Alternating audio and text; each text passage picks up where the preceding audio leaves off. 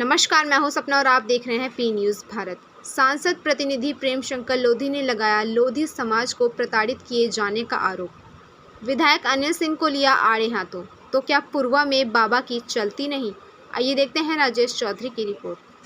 पिछले दिनों उत्तर प्रदेश के जनपद उन्नाव के विधानसभा पुरवा के मौरावा थाना क्षेत्र के दरेहटा गांव में एक शादी में लोधी समाज व दलित समाज के लोगों के बीच हुई लड़ाई ने सियासी रंग ले लिया है, पर यहाँ रंग चढ़ाने वाला ही एक ही पार्टी के हैं।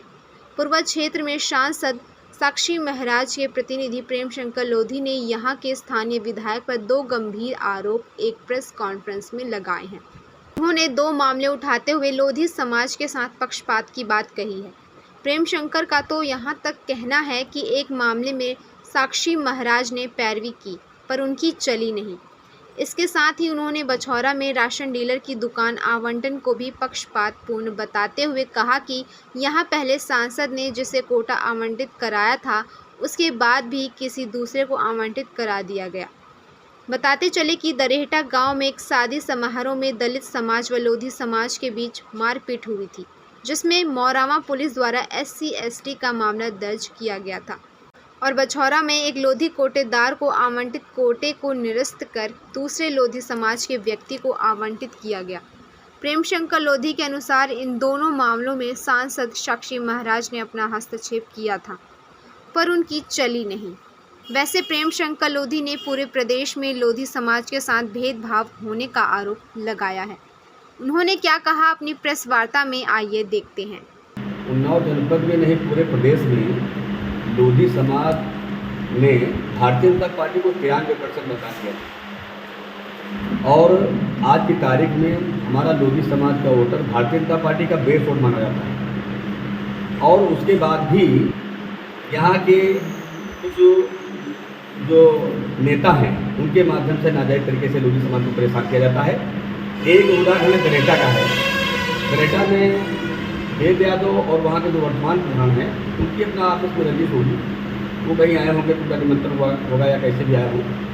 और उसके बाद माननीय महाराज जी ने विधायक से कहा था कि ये लड़ाई वेद की और चौरसिया प्रधान की है, इसमें लोधी सताया नहीं जाए। उसके बाद भी मौरावा थाने में लोधी समाज पर फर्जी मुकदमा लिख दिया गया।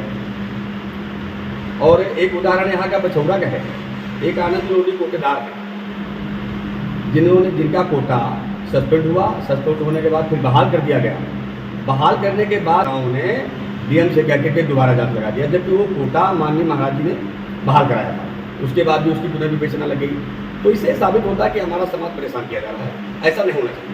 अच्छा, ऐसे में क्या माना जाए, यहाँ के जिले के जो सांसद हैं लोधी समाज के हैं, क्या वो अपने आप को बौना साबित समझ रहे हैं? नहीं, बौना कतई नहीं साबित कर रहे हैं। ऐसा है, महाराज जी जो हमेशा लोधी समाज की लड़ाई लड़ते आए हैं, लड़ रहे हैं, लड़ने का काम कर रहे हैं। और वही एक ऐसे नेता हैं जो लोधी समाज की सिफारिश करते हैं। और तो फिर लोधी समाज प्रताड़ित क्यों हो रहा है?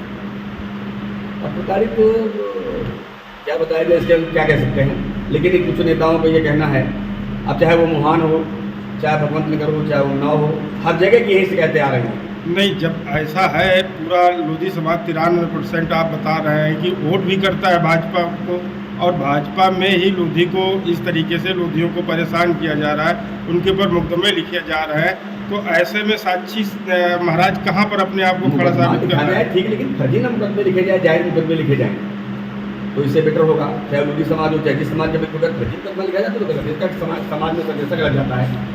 मैं तो ये चाहता हूँ कि नेताओं को इस पर विचार करना चाहिए। क्या मानते हैं कि जो आने वाला 2027 है उसमें लोधियों का क्या भूमिका रहेगी? अगर ऐसा ही माहौल बना रहा तो लोधी समाज जब बहुत छूट जाएगा, बहुत परेशान होगा। तो आज लोधी समाज की बदौलत चाहे पुरवा हो, चाहे उन्नाव जनपद में कोई विधानसभा क्षेत्र हो, हर विधानसभा क्षेत्र में जिस दिन लोधी समाज खसक जाएगा उस दिन भारतीय जनता पार्टी की एक भी सीट नहीं मिलेगी। और मैं कहता हूँ कि ऐसा व्यवहार न किया जाए, क्योंकि कुछ नेताओं का कहना है कि हमें लोधी समाज इलेक्शन लड़ेगा तो इसलिए लोधी समाज न तवज्जो दिया जाए। तो लोधी समाज सारा वहाँ ऐसी भावना नहीं होनी चाहिए। जब वो समय आएगा तब देखा जाएगा। तो जानबूझ करके लोधी समाज को परेशान किया जा रहा है, मुकदमे लगवाया जा रहा है। भाई इसलिए लगाया जा रहा है कि भाई वो परेशान हो, प्रताड़ित हो हमारे पास। ऐसा नहीं होना चाहिए, क्योंकि अभी तो कोई लड़ने वाला है नहीं। अभी ढाई साल इलेक्शन के हैं। जब किसी को टिकट मिलेगा तो देखा जाएगा। अभी तो हमारा लोधी समाज का वोट 90% भारतीय जनता पार्टी में बेस वोट माना जा रहा है, और वो भारतीय जनता पार्टी में है और रहेगा। प्रेम शंकर जी यहाँ के जो सांसद हैं वो भी लोधी समाज के हैं, आप उनके प्रतिनिधि हैं, आप भी लोधी समाज के हैं, तो आप कैसे लोधी समाज को नहीं कवर कर पा रहे हैं, उनको सुरक्षा दिवा पा रहे हैं? मदद करता हूँ जी। जो हमारे पास किया जाता है मैं उसकी मदद करने का काम करता हूँ। लेकिन कहीं कहीं कोई ऐसे मामले आ जाते हैं जिसमें एक तरफ विधायक हो जाते हैं, एक तरफ प्रेम शंकर लोधी हो जाते हैं, तो विधायक आके प्रेम शंकर लोधी कहाँ चलेगी? मानिए जो सांसद जी है वो दिल्ली में सदन चल रहा है, वहाँ बैठे रहते हैं, जाके मेरी तो नहीं चलेगी। तो क्या इसका समाधान क्या है?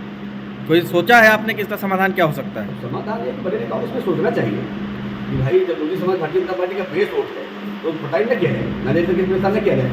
एक बार ऐसे विकास जब तक माननीय कल्याण सिंह मुख्यमंत्री रहे हमारे पूरे प्रदेश में 90% लोधी समाज को भारतीय जनता पार्टी में विलय रहता था। लेकिन जैसे ही कल्याण सिंह पार्टी से निकले और उन्होंने ये बात कह दी कि मैं भारतीय जनता पार्टी को नहीं जीतने दूंगा, तो जब तक वो बाहर रहे तब तक हमारे उत्तर प्रदेश में भारतीय जनता पार्टी की सरकार नहीं बन पाई। जैसे उनका पुनः भारतीय जनता पार्टी में विलय हुआ तो भारतीय जनता पार्टी सरकार आई। तो लोधी समाज तो वो वोट है, पूरे उत्तर प्रदेश में 111 विधानसभा क्षेत्र हैं। जब तक समाजवादी पार्टी में 45% लोधी वोट करता रहा तब तक समाजवादी पार्टी सरकार मिलती रही। जैसे ही समाजवादी पार्टी से लोधी समाज को खसका भाजपा में विलय कर गया तब से समाजवादी पार्टी सरकार आती नहीं बनी। और जैसे ये चल रहा है आज ये इलेक्शन, जैसे लोकसभा में 36 सीटें निकली है समाजवादी पार्टी की, तो समाजवादी पार्टी अपने को जो है ना माने कि हमारी लहर आई है, उनकी लहर नहीं आई है। भारतीय जनता पार्टी के कैंडिडेटों के विरोध के कारण समाजवादी पार्टी को जीती। अगर उनका टिकट दल बदल इधर उधर कर दिया जाता तो आज भारतीय जनता पार्टी की स्थिति होती। क्या कहना चाहेंगे क्षेत्रीय जनता के लिए, क्या संदेश देना? मैं तो ये चाहूँगा कि भारतीय जनता पार्टी के जो कार्यकर्ता हैं, जो हमारी भारतीय जनता पार्टी का जो बेस वोट है उसकी कदर होनी चाहिए और उसका काम करना चाहिए और नाजायज तरीके से उनको परेशान न किया जाए।